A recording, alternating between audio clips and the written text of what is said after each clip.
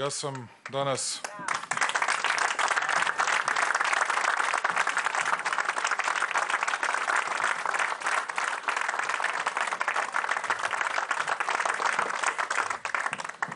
veoma ponosan na činjenicu da smo dobili ogroman broj glasova u uslovima koji su za nas bili sve samo ne laki.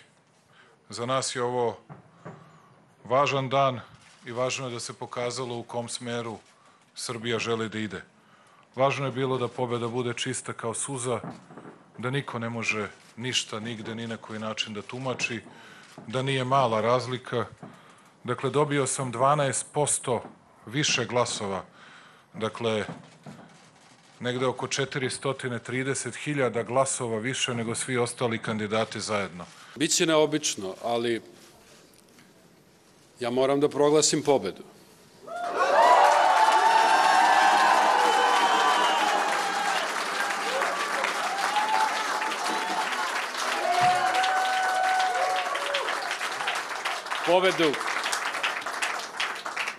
Pobedu pristojnosti, pobedu reda, pobedu finih ljudi, pobedu pravila, pobedu principa, pobedu vrednosti za koje smo se od prvog dana zalagali. Osnovu uzorka krvi iz ljudskog organizma procenili smo da je 67,97% ono što su građani odlučili da bude.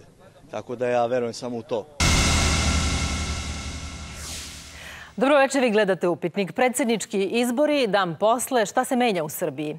Kakve je pouke izvukla opozicija, a kakve vlast? Sledili i prekomponovanje srpske političke scene. Moji gosti su Slavica Đukić-Dejanović, ministarka bez portfelja u Vladi Republike Srbije i zamjenica predsjednika Socijalističke partije Srbije. Dobroveče. Dobroveče. Srđan Bogosavljević, generalni direktor agencije Ipsos Strategic Marketing. Dobroveče i vama. Dobroveče. I Boško Jakšić, spoljnopolitički komentator politike. Dobroveče. Dobroveče. Hvala vam svima što ste došli u emisiju. Šta su pokazali protekli izbori za predsjednika Srbije? Gospođo Đukić-Dejanović. Protekli izbori su pokazali zapravo da građani Srbije veruju postojećoj vlasti, da veruju Aleksandru Vučiću i da smatraju da je iz svega onoga što je bilo ponuđeno u opcijama za predsjednika, on zaista imao nepodeljeno poverenje ogromne većine birača, odnosno građana. Građani očigledno smatraju da put kojim se krenulo jeste težak, ali je jedini.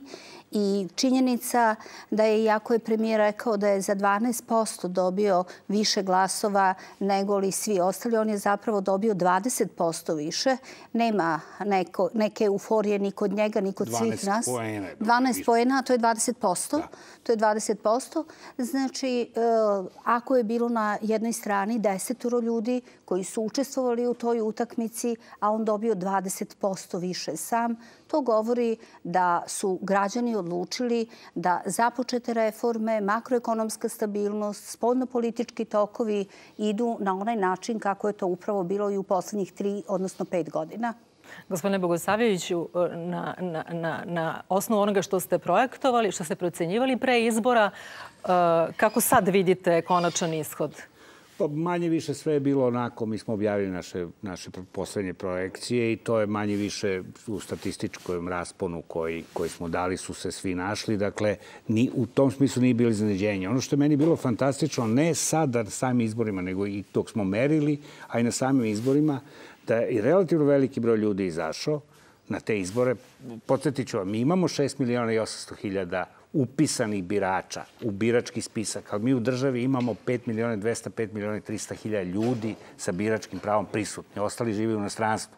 Dakle, ti ne glasaju. Ne mogu glasaju jer imaju srpske pasose sa srpskim adresom i, na primjer, nemačke sa nemačkom adresom. Tako da, zapravo, ogromna masa ljudi izašla na izbore koji nisu nosili skoro nikakvu neizvesnost. Skoro nikakvu. Obično se izlazi na izbore kada ima neizvesnosti. Sada nije bilo neizvesnosti. Kreirana je neizvesnost da li može ili ne može u prvom krugu da se pobedi, iako su istraživanja pokazivala da je 55 sasvim realno, a sećanje na izbore od pre 11 meseci govorilo da je koalicija koja je sad podržala Aleksandra Vučića imala 2.300.000. Da on ne može da izvuče svih 2.300.000, ali da može 2 miliona dosta lako, 2.100. Preko 4 miliona izlaznost kod nas se dešava jako, jako retko kad su velike neizvesnosti. Dakle, to je nekako čudno da je toliko naroda izašlo i ono što je meni se čini dobro, to je da je Beograd dosta izašlo i da su mladi dosta izašlo, što se reflektovalo... Mladi u Beogradu. Mladi u Beogradu, što se reflektovalo jako dobrim rezultatom i Saše Jankovića i Belog Proletačevića, koji su imali najviše mladih u sebe. Međutim, centralna Srbija? Centralna Srbija je izašla neuobičajeno malo, manje nego uobičajeno. Veoma malo, veoma su, videli ste rezultate za opozicijne kandidate, dosta slabi. Tako da, zapravo, proporciju su održali istu, ali izlaznost bila mala. Ali čini mi se da ste primetili negde, izjavili ste da ste očekivali za oko 100.000 veću izlaznost, koja se nije dogodila. Mi smo očekivali oko 100.000 veću izlaznost, što nije tako mnogo. Prošli put je bilo oko nešto malo manje 3.800.000, mi smo sad očekivali do 3.900.000. Još uvijek ne znamo tačno, još uvijek se prebrojava. Pazite, tek kad dođe od RIK-a, znaćemo koliko je tačno izašlo. Tek samo zvanični podatak RIK-a, jer da vas podsjetim, sve ankete se rade u Srbiji. Mi nemamo tih 30.000, 40.000 koji će doći sa Kosova. Ne znamo šta se dešava u zatvorima, da je malo ljudi glasalo i u anketama, čak i onim anketama koji su brojale rezultate. Mi ne hvatamo taj deo. Dijaspora, Kosovo i zatvori, tu može da se generiše još jedno 60.000 glasova, tako da vidjet ćemo konačno, ali svakako je manje nego ono što smo... Iako su proporcije ostale iste, ali manje je izašlo nego što smo očekivali, bar za 50.000. Kolega Jakšiću? Dakle... Pa vi ste u snimku početnu faktički dali trojicu pobednika, svako na svoj način. Dakle, Aleksandar Vučić je ubedljivo, Sašu Jankovića, koji je sa tih svojih 15-16% glasova, apsolutno isto tako iznenađenje, posebno imajući u vidu da nije vodio gotovo nikakvu kampanju iz nedostatka finansijskih sredstava, i Belog Preletačevića. Ako ovu dvojicu posmatramo kao nove fenomene, i jedan i drugi su novi na političkoj sceni Srbije, onda su oni glasovi nezadovoljstva. Dakle, glasovi nezadovoljstva su nešto novo koje je našlo i na ovim izborima svoje mesto pod suncem i u biračkim kutijama.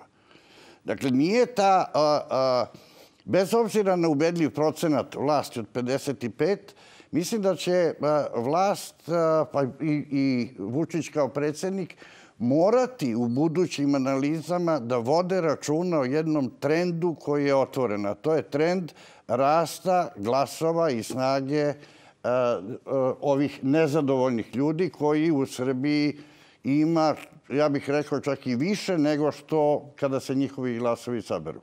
Ali još jedan trend je otvoren, a to je trend tolikog broja glasova za predsjednika i to u prvom krugu, što se nije desilo još od vremena Slobodana Miloševića, što je strano skoro i evropskim demokratijama. Podatak je da je prvi put, dakle, posle izbora za Slobodana Miloševića, Aleksandar Vučić osvojio više glasova nego Nikolić i Tadić u prvom krugu zajedno. 2012. godine. Da je to... kao što rekao smo, 20% više nego svi ostali kandidati.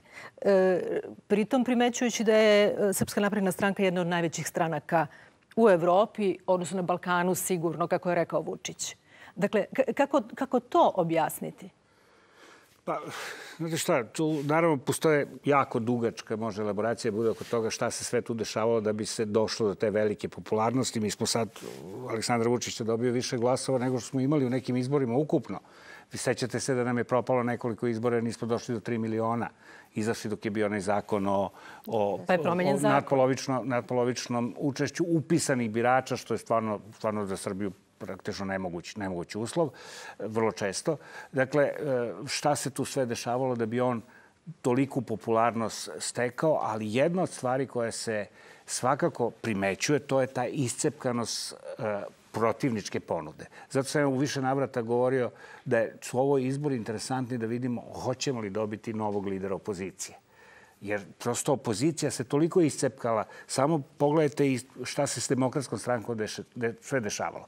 Pogledajte šta se dešavalo sa podrškom intelektualne elite nekome. Ona je šetala od Čede Jovanovića preko Belih listića na Sašu Radulovića, pa sad ovamo stalno, to su isti ljudi koji su podržavali Radne, tražeći rešenje. U suštini, šta smo dobili kao rezultat? Dobili smo jako mnogo patuljaka na političkoj sceni.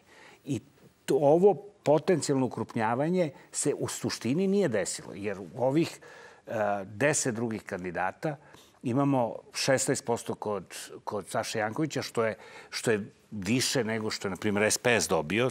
To je značajno, to bi bila druga stranka kad bi on uspeo da ti 16 pretvori u glasove. To bi bio neki rezultat. No, to još uvek ne vidimo šta će se desiti.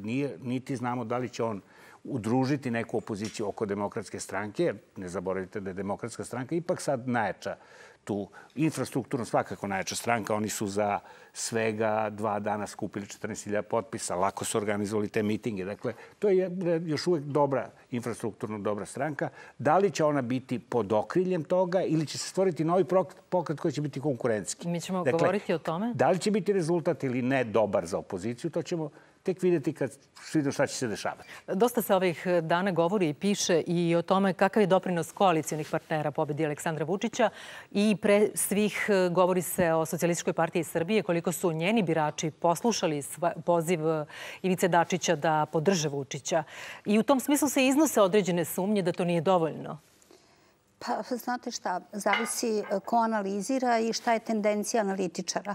Ono što je činjenica to je da jeste nešto manja izlaznost bila nego na parlamentarnim izborima uopšte, pa i simpatizera i članova Socijalističke partije, ali mi smo, kao što znate, vrlo organizovani i ocenili smo prema svim onim izveštajima koji su nam stizali iz naših lokalnih izbornih štabova da je izlaznost nešto oko 90% onih koji inače izlaze na izbore i da je, boga mi, stav glavnog odbora Ivice Dačića kao našeg lidera da treba da imamo zajedničkog kandidata, da to u ovom momentu zbog interesa Srbije treba da bude Aleksandar Vučić kao najpopularniji, da je naše telo bilo vrlo mobilisano biračko, da su izašli i da su dali značajan doprinos.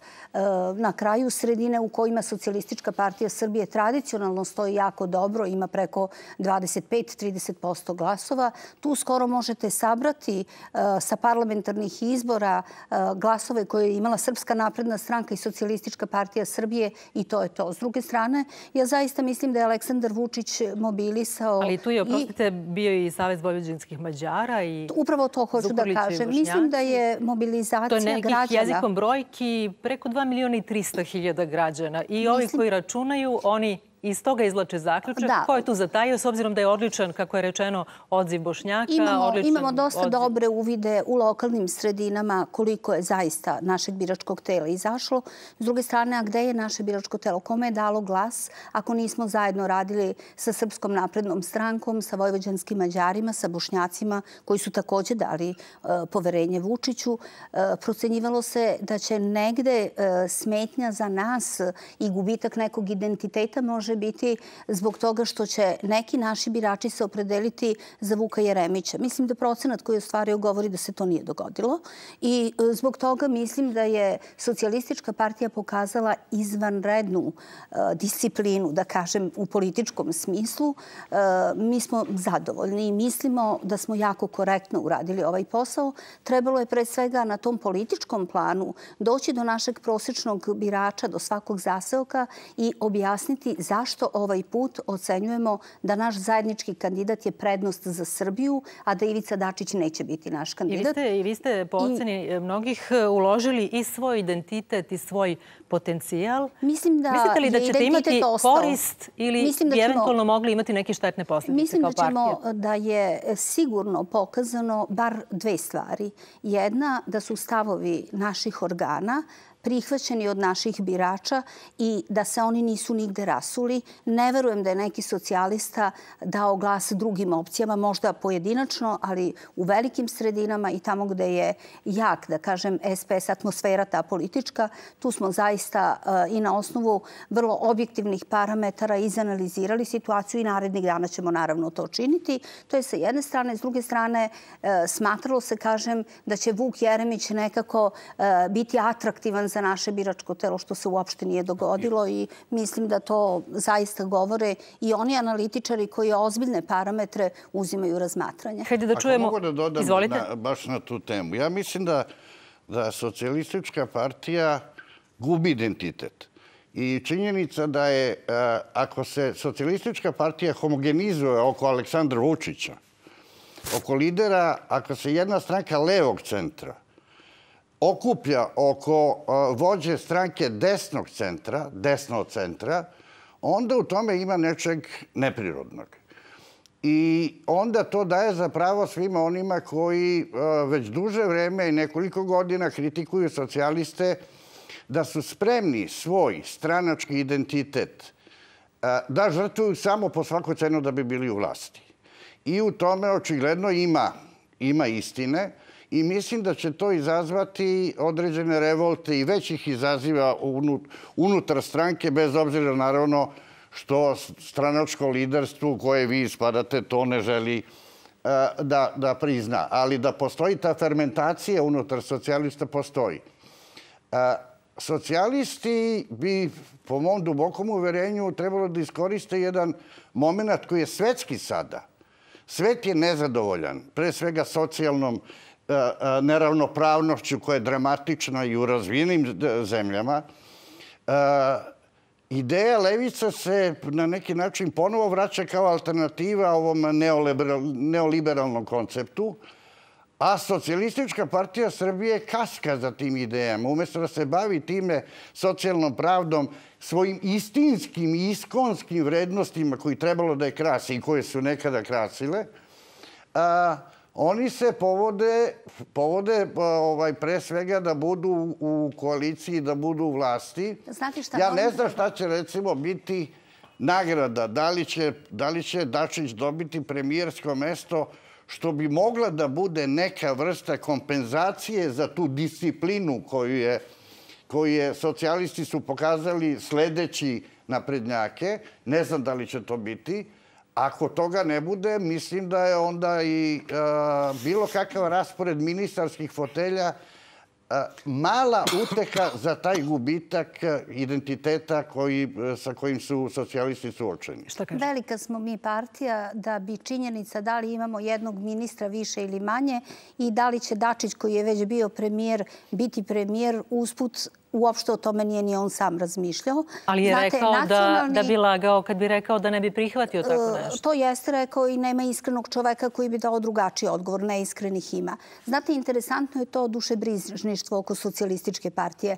Ako bi se dao glas nekom drugom, onda to ne bi bilo rušenje identiteta. Ali ako se vodi računa o državnim i nacionalnim interesima, a u krajnjem slučaju politika ove vlade jeste da ekonomski standard, odnosno život građana bude boljih onih koji su najugroženiji. Izvinite, pa to jeste jedan od osnovnih postulata levice. Dakle, nismo tako baš podeljeni na levi i desni blok jer je zemlja u ogromnoj krizi i dalje. Na planu makroekonomske stabilnosti mora se i dalje mnogo raditi. Na planu ekonomskog razvoja takođe. A politika koju je vodio Aleksandar Vučić i njegov kabinet se usmeravala na najosjetljivije kategorije građana. I u tom smislu naši ideali uopšte nisu bili iznevereni. U krajnjem slučaju, znate, nekada je lepše razmišljati o tome da je biti lider opozicije čak i popularno.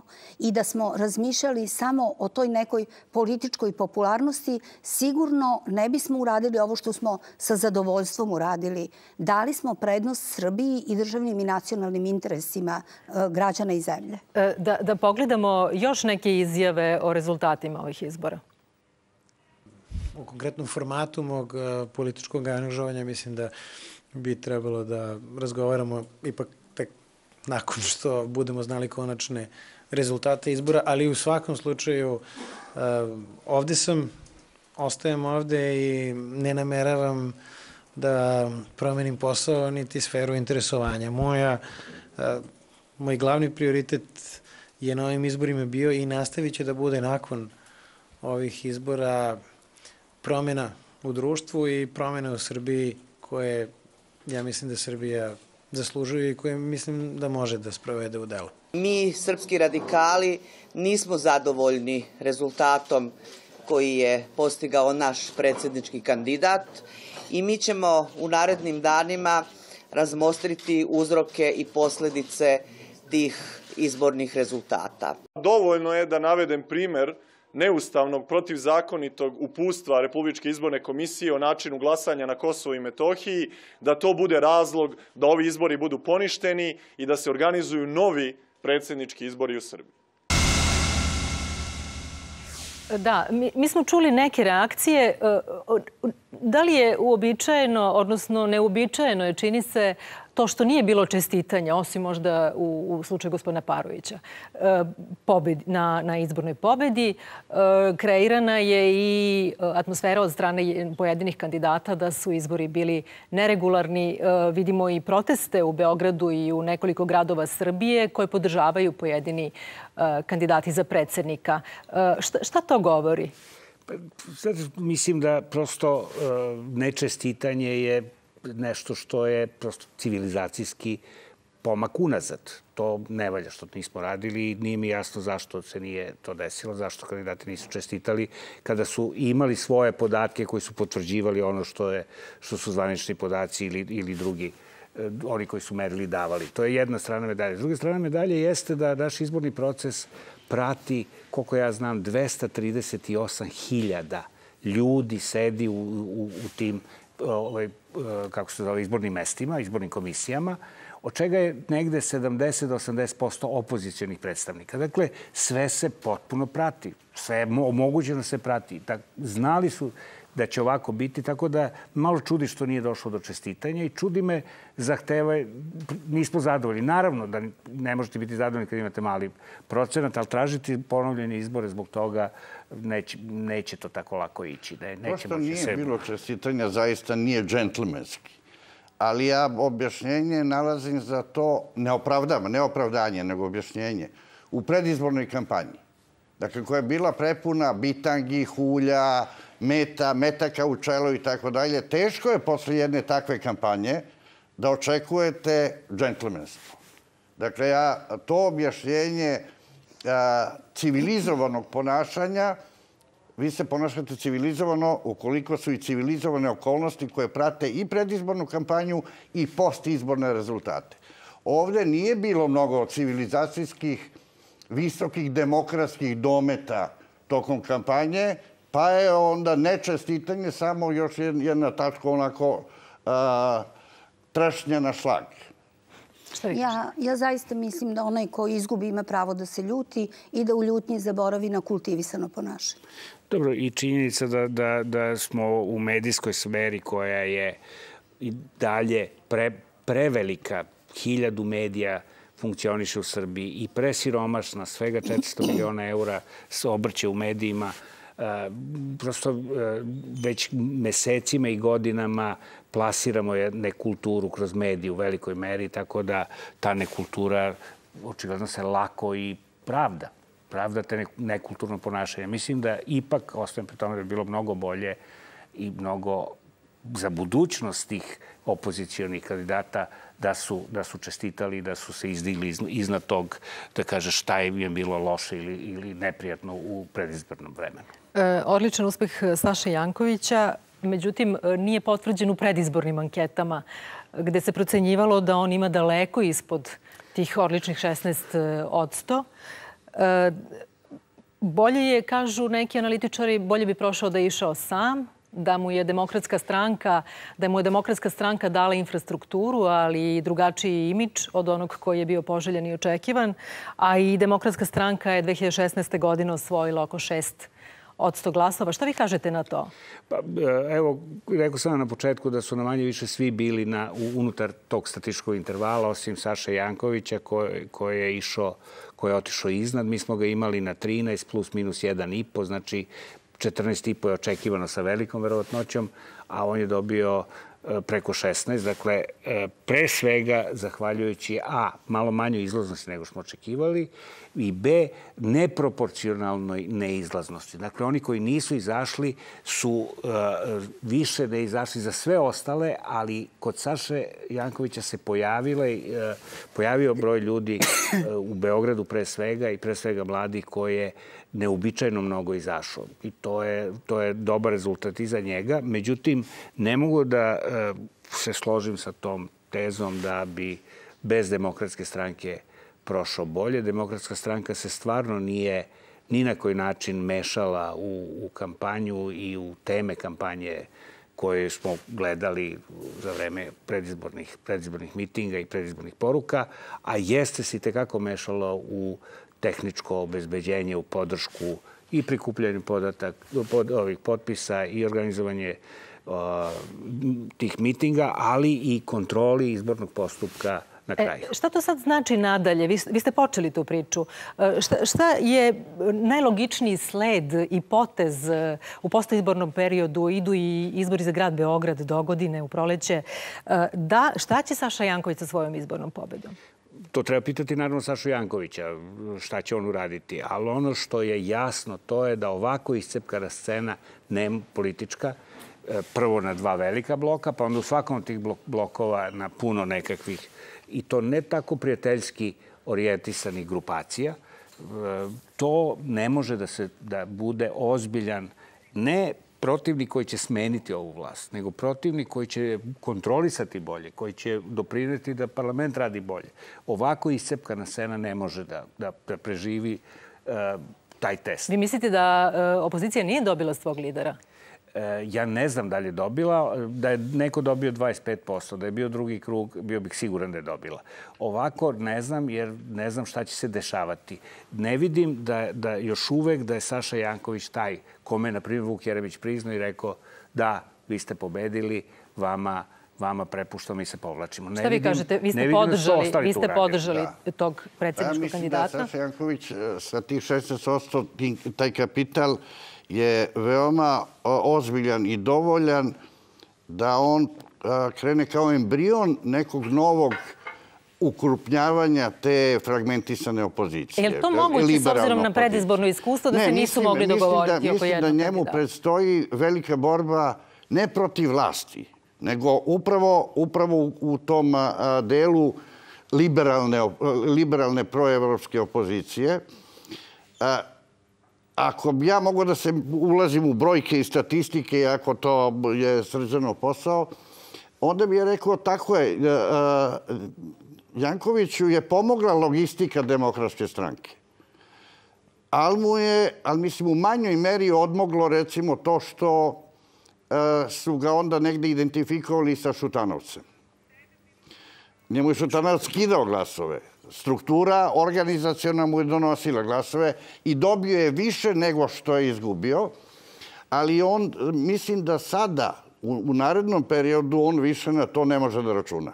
I da on mora da ide sam kao autohtona stranka, da li će to biti stranka ili će to biti neki pokret, ne znam, u svakom slučaju jedna od te dve stvari mora da bude, jer bi bio greh da se svi ti glasovi koje on prikupio da se raspu jednostavno, da ih podele sada tamo sve ove stranke koje su po nekim ćoškovima tog bojnog polja demokratske opozicije. Tako da njemu predstoji jedna borba za nametanje, a mislim da kapital ima, koji su mu građani dali, da on ima najozbiljniji kapital da postane lider opozicije ili u svakom slučaju najozbiljnija stranka liberalne opozicije u Srbiji u narednom periodu. Šta to znači? Da li je opozicija dobila lidera? Iskreno mislim da nije. A da li sveukupno rezultati i Saše Jankovića i drugih opozicionih kandidata pretpostavljaju sada možda neko drugačije ponašanje vladajuće koalicije i brigu, kao što je u nekom trenutku premijer rekao, o velikom broju nezadovoljnih ljudi? Vladajuća koalicija mora uzeti u obzir brigu značajnog broja nezadovoljnih. Vladajuća koalicija će, i bilo bi biti mnogo značajno za Srbiju i za njen prosperitet, da je bilo nečeg drugog u opozicionim nastupima u predizbornom periodu, da je bilo više konkretnih ponuda za boljitak Srbije, za bolji život građana. Zaista se kampanja svodila. Ja mislim da lideri opozicije su između ostalog lošije prošli nego što su mogli proći zbog toga što nisu imali konkretne programe i što su na neki način ignorisali sopstveno telo unutar same političke strukture koju su predstavljali. Ja nisam osetila čak ni ljudsku, ni političku toplinu, ni povezanost Demokratske stranke Saše Jankovića i intelektualaca. Trudila sam se da malo izanaliziram ima li toga. Evo, čak i oni koji podržavaju tvrde da Demokratska stranka uopšte nije pomogla. Dakle, ta heterogenost unutar njih samih i deficit inicijative za nekim idejama koje će zaista na ekonomskom, političkom, spoljnopolitičkom planu, na svim drugim poljima koristiti građanima Srbije su bili slika njihovog predizbornog bića. A Vuka Jeremića... Ako mogu da dodam, što ne znači, duboko sam uveren da i pred Vučićem nisu teški rezultati, nisu ozbiljni izazovi. Vrlo ozbiljni su izazovi. Dakle, on kao čovjek koji svakako neće biti spreman da se svede na ceremonijalnu ulogu predsjednika, nego koji će na ovaj ili onaj način uticati na svekoliko politički život ovde. Pred njim je jedan veliki zadatak. Dakle, sa mandatom od 55% glasova, to je ozbiljan politički kapital. Da li će on, pre svega, zaista nastaviti da Srbiju uvodi u Evropsku uniju, što je njegov glavni cilj. Na tom putu on mora da savlada velike otpore. Dakle, značajan deo biračkog tela, uključujući oni koji su za njega glasali, uključujući i velikog dela članova njegove sopstvene stranke, su protiv evropskih integracija, su protiv briselskih pregovora. To je veliki izazov koji pred njim prestoji. Ali izazov je i za Evropu, od francuskih izbora pa nadalje događaji koji slede. Situacija u Evropi apsolutno ide na ruku Vučiću. Jer taj nalet desnog populizma koji postoji, nacionalizma koji sada obeležava odnose u Evropi, krize identiteta Evrope, rekao bih i krize politike, dakle, sve to koristi raznim Kačinskima, Orbanima, pa i Vučiću.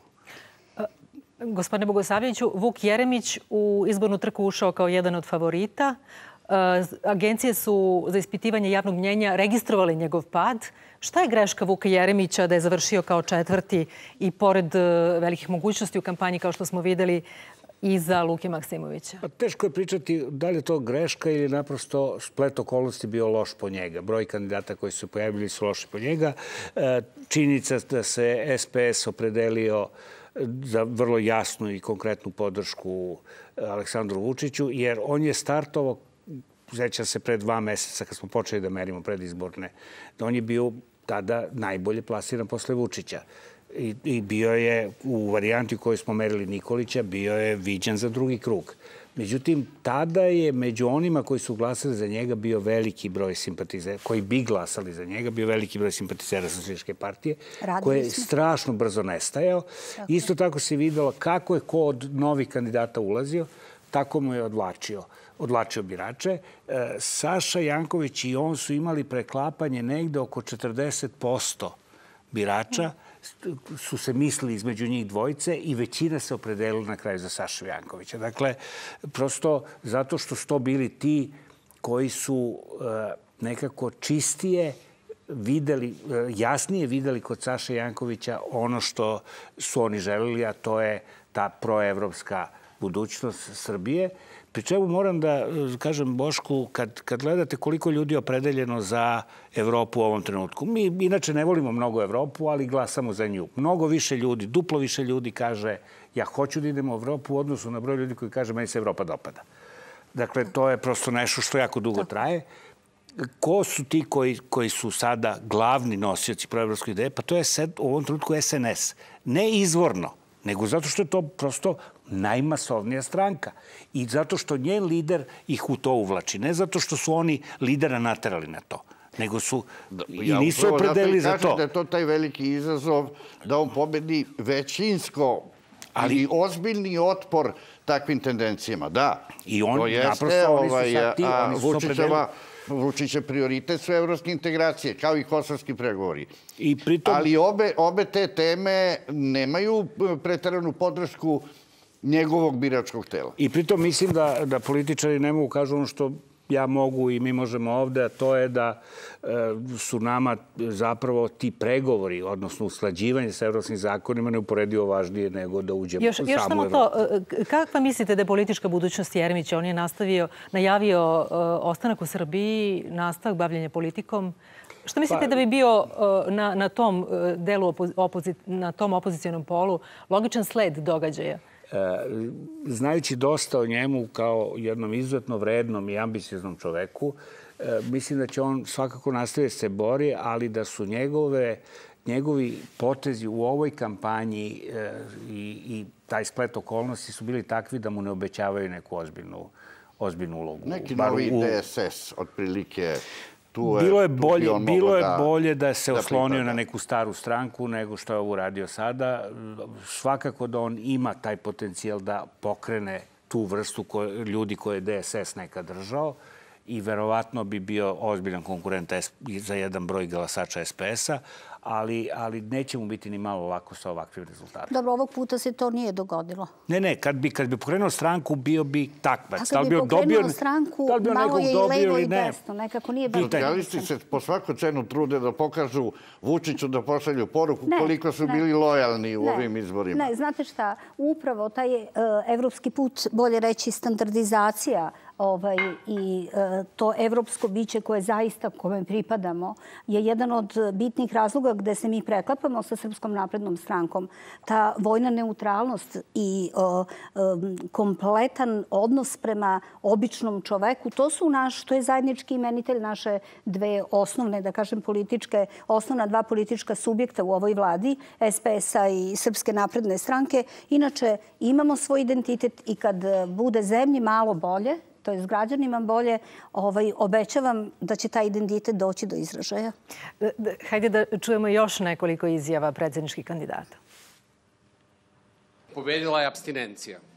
Nažalost, nismo uspeli da podignemo izlaznost, nismo uspeli da izvedemo veliki broj birača na biračka mesta. Ovo je za nekih 10 dana kampanje izvanredan rezultat i ozbiljan temelj i osnova za buduće političko delovanje i mi sigurno nećemo stati na ovome, već ozbiljno radimo za parlamentarne izbore, jer ovaj rezultat nama daje šansu, daje mogućnost i nadu da možemo da se ozbiljno umešamo u politički život u Srbiji u nekom narednom periodu od 2 godine.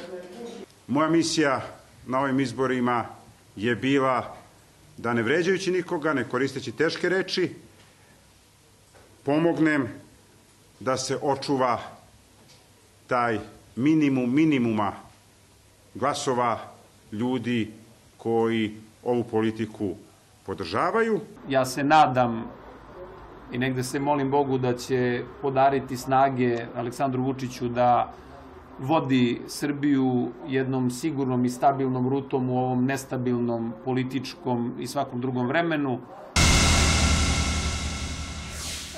Izborni uspeh Luke Maksimovića po nekima znak da ima mnogo nezadovoljnih, po nekima znak da humor, čak i u političkim okolnostima kakve su izbori, ima svoje pristalice.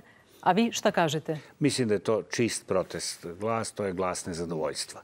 Glas nezadovoljstva koga ima puno u Evropi. Imamo dosta slučajeva sličnih da se zapravo bez ikakve političke poruke, sa porukama koje su antipolitičke, ja ću obezbediti sebi da živim lepo, daću i vama malo, bar 50 godina i sve vreme, evo, cela igra, to je jedan igrokaz, govori o tome da tu nema politike, da tu ima zapravo prikupljanje glasova nezadovoljnih i da bi to uradili morate da budete atraktivni. Od koga je uzeo te glasove?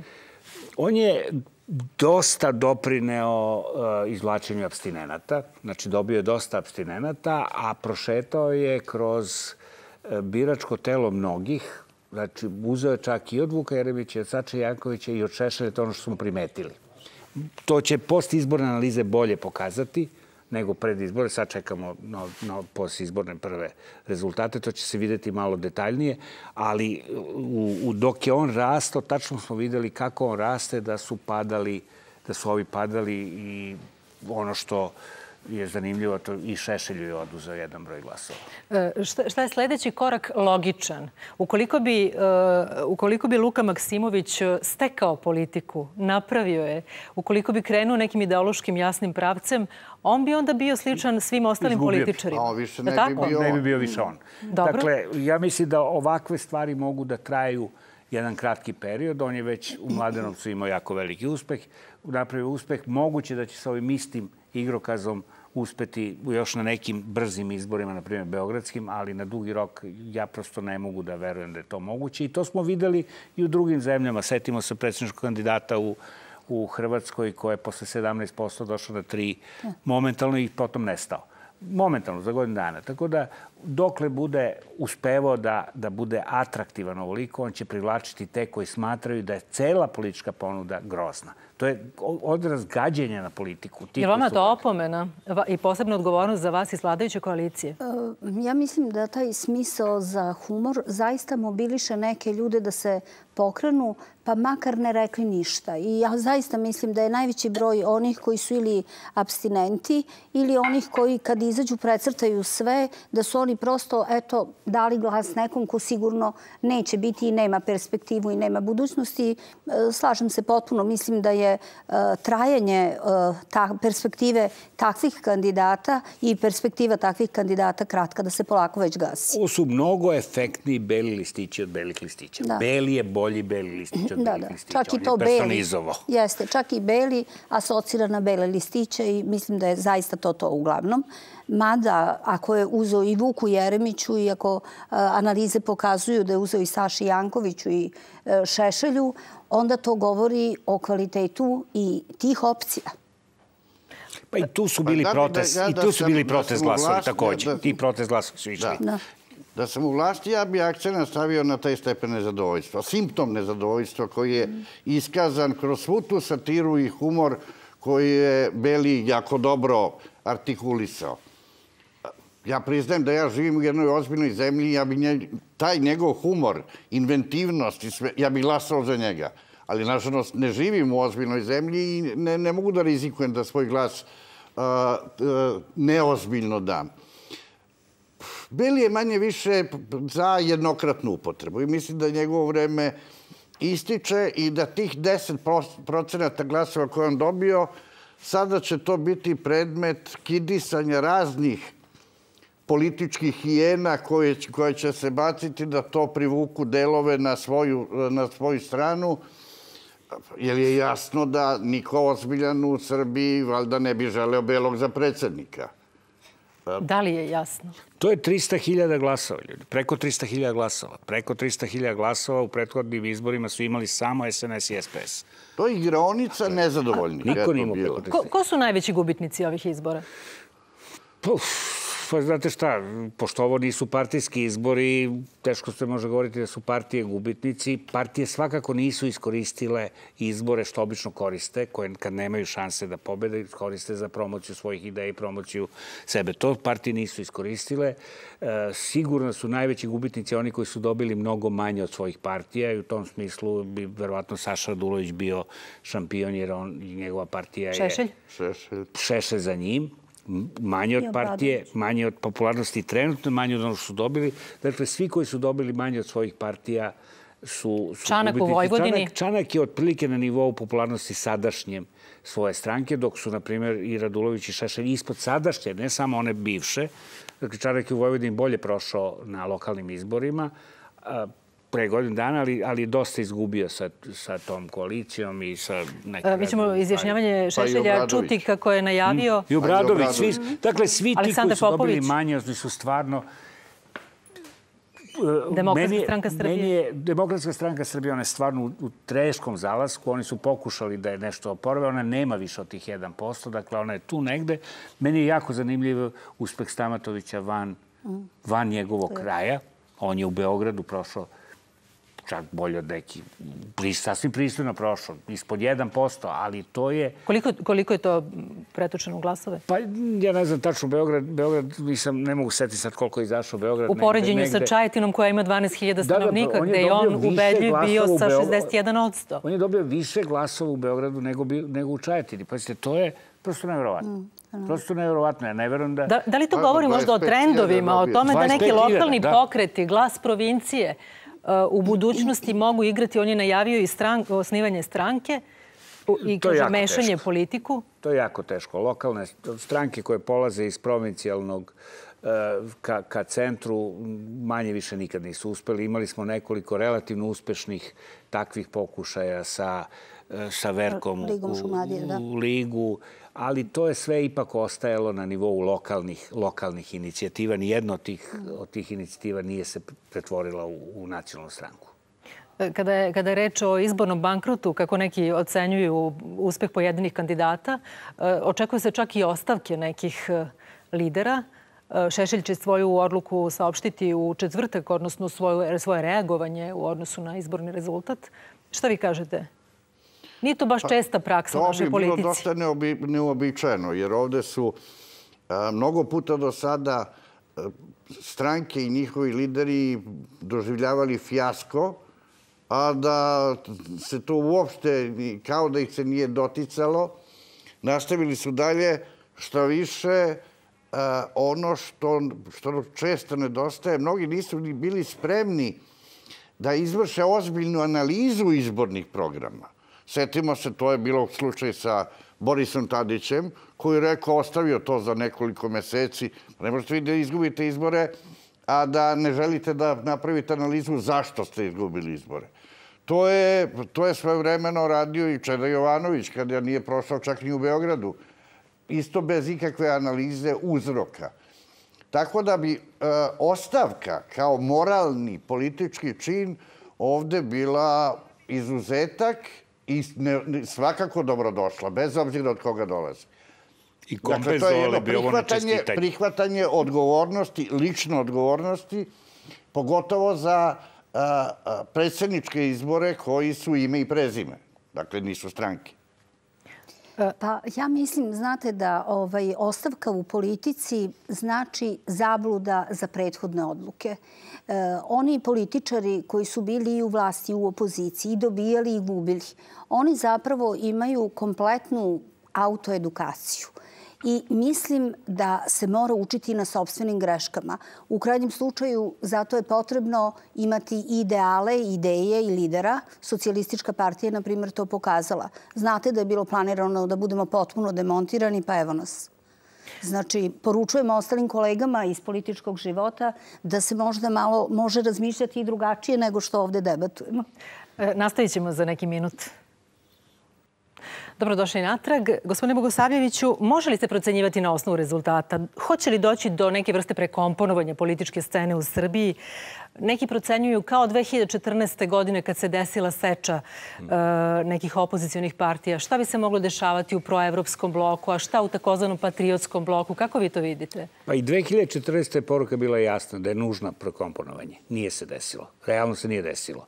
Sada je poruka još jasnija. Nužno je prekomponovanje. Ne može se ići sa ovolikim brojem sličnih stranaka, nastalih iz istih korena, sa toliko ličnih animoziteta i sujeta. Prosto se ne može ići pred javnost. Dokle god bude tako, bit će belo u stvari.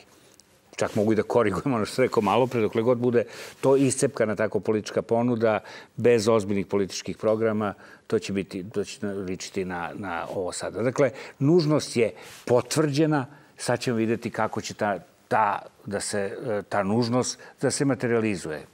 Evo sad smo čuli, Saša Janković verovatno planira novu stranku, to znači u suštini bez demokratske stranke, to znači sad još jedno cepanje, a ne udruživanje. Kažete cepanje demokratske stranke na one koji gravitiraju ka Saši Jankoviću ili i one koji bi dosta? Pa vrlo je moguće da do toga dođe, jer Saša Janković je dobio negde oko 70 isto kao i što je SPS dao Vučiću, tako i demokratska stranka negde oko 70-75% svojih glasova je otišlo ka Saši Jankoviću, tako da biće to jako pipav posao da se prekomponuje, ali mislim da je nužan.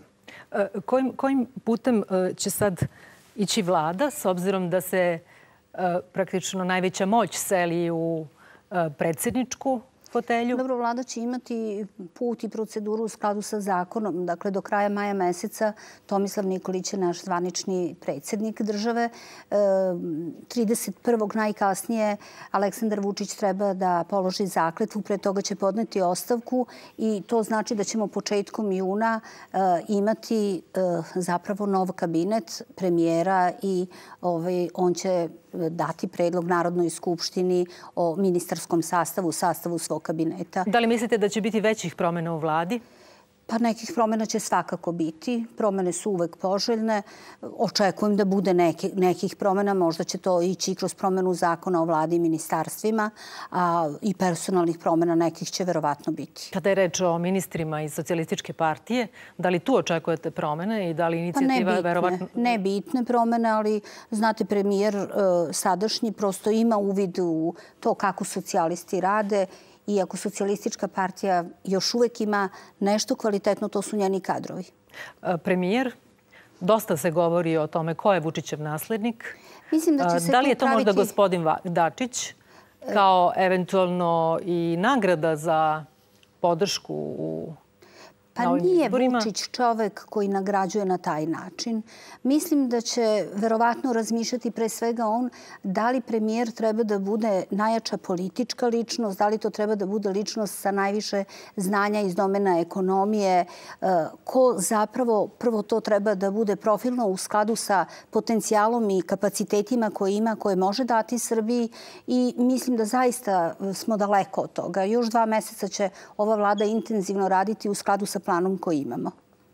Šta vi kažete o budućim promjenama u vladi i o situaciji kada ćemo imati jakog predsjednika i da li će se eventualno ponoviti situacija u smislu onog dvojica koji su imali Tadić i Cvetković? Dakle, kakav je premijer potreban sada u toj vertikali vlasti? Pa ako pođemo od činjenice koja je nekako očekivana, a to je da se politika neće menjati, možda negde male kozmetičke korekcije, ali i spoljna politika, njena orijentacija će ostati kakva jeste. Unutrašnja politika, što se ekonomije tiče, bit će ista. Dakle, onda i takva vlada je neophodna da nastavi istu politiku. Da li će to potpuno biti identična vlada ovo ili će neke male rokade se napraviti, u svakom slučaju je sigurno, kao što znamo, da se vlast seli sa iz Nemanjine na Andrićev venac, da veća je verovatnoća da će veliki poslovođa tražiti nekoga ko je lojalista, pa bio on tehnokrata, bilo da je iz njegove stranke, bilo da je od najvećeg koalicijonog partnera. Ako bude Dačić, mislim da bi tu onda ta priča koju smo pomenuli, Tadić-Cvetković, ne bi važila. I možda zato se Vučić i neće odlučiti na Dačića, jer Dačić je ipak čovjek političar od integriteta, bez obzira što je spreman da pravi kompromise, ali ne takve kompromise kakve bi pravili neki drugi i mogao bi da na toj kohabitacionoj relaciji pravi neke probleme za koje Vučić nije spreman. Šta vi kažete? Pa ja mislim da predsjednik ima vrlo mala ovlašćenja, ali ne tako mala kako često čujemo u javnosti. To prvo, predsjednik može da obori svaku vladu neprihvatanjem zakona. Drugo, vrlo velike ingerencije ima na bezbednostnim strukturama. Da, ali to obaranje vlade ne bi bilo svrsishodno. Ne, hoću samo kažem, nije to baš bez veze funkcija. Ima to oko definisanja glavnih pravaca spoljne politike. Tako da glavne stvari kojima se Vučić bavi, a to su ipak bezbednost, to je ipak spoljna politika, naravno i ekonomija, on će moći da zadrži kao predsjednik dobar deo toga. Ono što neće moći, to je ekonomija. Neće moći ekonomija da upravlja i ja mislim da bi bilo bolje, ne znam da li će se to desiti, ali mislim da bi bilo bolje za Srbiju da se formira jedna tehnokratska vlada koja bi imala mandat, ali ne bi bila u onoj meri zavisna od predsjednika kao što je to bilo u prethodnoj sličnoj situaciji. Kraj emisije. Šta se menja u Srbiji posle ovih izbora? Ako se išta menja? Pa mislim da Srbija nastavlja, građani su odlučili da Srbija nastavi započete trendove i mislim da će politička scena biti takva da će i vlast i opozicija morati da uči na sopstvenim greškama. Hvala vam lepo što ste bili moji gosti. Hvala i vama na gledanju i laku noć. Hvala vama.